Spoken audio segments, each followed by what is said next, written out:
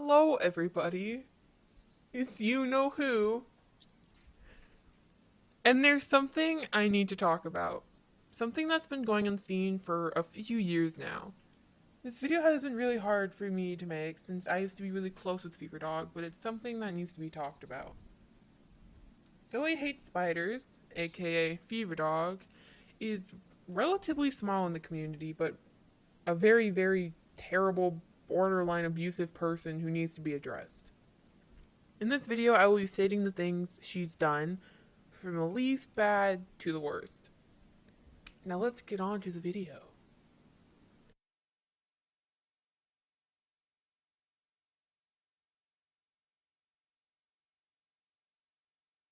You might be wondering why I called Feverdog Zoe Hates Spiders earlier.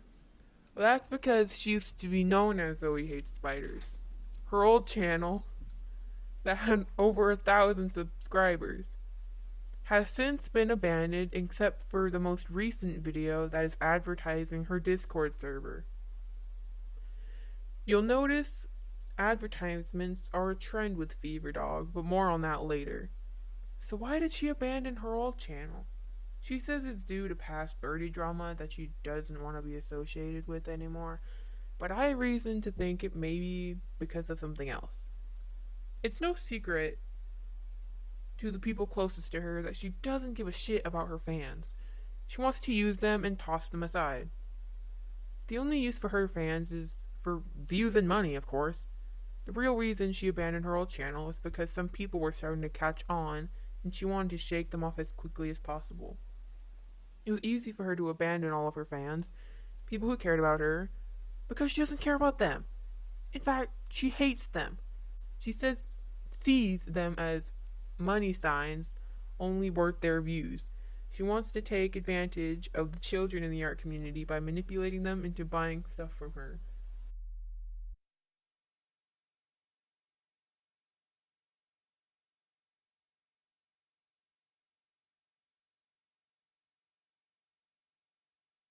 Feverdog likes to call herself an artist, but some of the pieces that she's done are somehow not hers.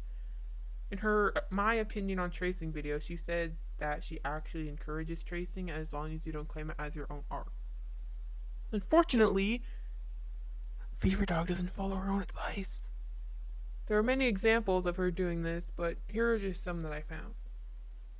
For someone who likes to brag about their originality and their hard work, Feverdog doesn't put a lot of originality or hard work into her art.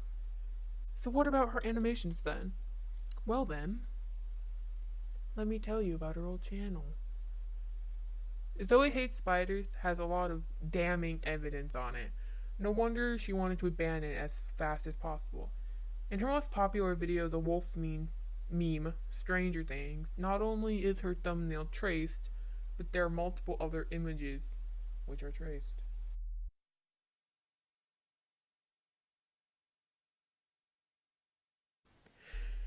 So Feverdog sometimes traces art. What's so bad about that? I'll tell you what's wrong with that. Along with all her other social medias, she has a Redbubble. Doesn't seem bad at first sight, right? Well, you'd be wrong. She was selling her traced art. Not only is this wrong, but it can also get her into some serious trouble. Feverdog advertised her Redbubble on her Instagram page, which has 250 followers. So who knows how many people bought her merch thinking it was her art.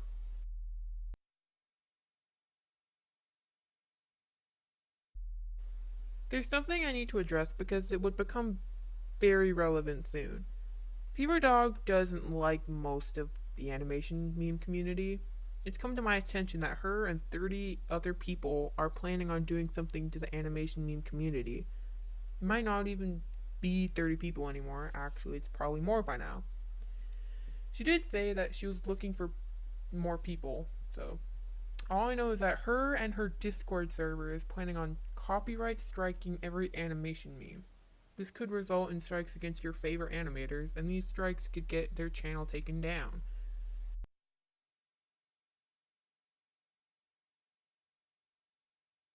So on to the biggie. This might be a bit hard for me because I've been personally affected by it. I've been personally affected by her. I've been thinking that I'm trans for a long time. I've really been struggling with my identity. I thought I could trust her. I thought I could come to Feverdog for support. But unfortunately, that wasn't the case. Instead, when I came out, she called me an idiot and said it was ridiculous. She refuses to use my pronouns. She refuses to call me by the name I feel more comfortable with, and it's taken a toll on me. I never felt more insecure about myself than I do now. I thought that someone that I not only look up to, but I called a friend would come for me. But I guess she would rather be stuck in her ways. Remember how I said Feverdog doesn't care about who she hurts? I mean, she really doesn't care. When my cat died, I again came to Feverdog for support. But what I got was anything but support.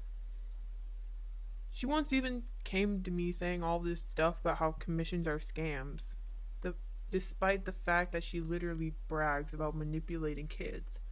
Kids! I hope you can all see where I'm coming from when I say that Feverdog is a really awful person.